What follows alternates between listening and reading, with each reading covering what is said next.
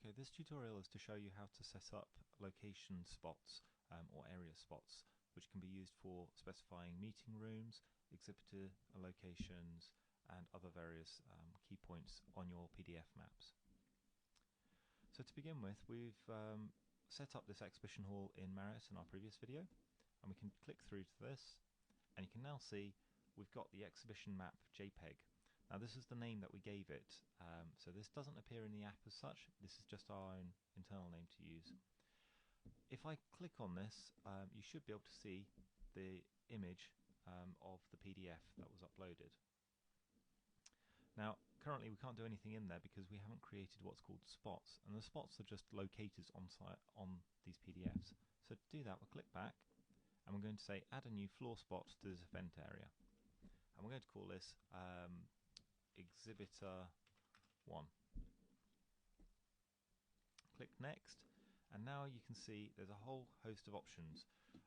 This part here is pretty much can be left blank for the moment, and all we need to really worry about is the type. So do we want it to be a stand, an exhibitor stand, or do we want it to be a room? These are the only two that I'd actually worry about at this stage. So let's just click on stand, making sure that every time you create an exhibitor you want stand, and you'll see why in a second. So we'll press save, and let's actually go ahead and create exhibitor 2 as well. Click next, and again change the type back to stand and save. Now a word of advice on these namings: you might be tempted to actually call this, say, stand 10, yeah, which is perfectly sensible to do. However, if you want the name to appear on the map itself when they touch that stand, you might want to call it stand 10 company A, such as that, because that way it'll appear with both the stand number and the company name on the map app itself. So we now have 3 spots set up, but obviously there's no location information. They're all set to 0 currently. So to actually set these, we could manually type them in as percentages of that image, but realistically it's far easier just to click through to your JPEG image, and you can see we now have spots that we're able to just drag around and resize and put them over top of each of the spots that we want to be able to touch. You'll notice that as you hold down the mouse button it turns translucent, and this is so that you can see what's underneath it, so you can easily align them.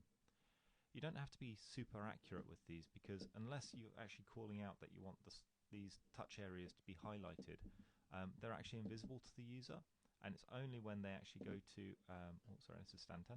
It's only when they actually go to touch that area does it recognize, oh, this is stand 10, and that will then give them the option to go through to see details of what that spot is.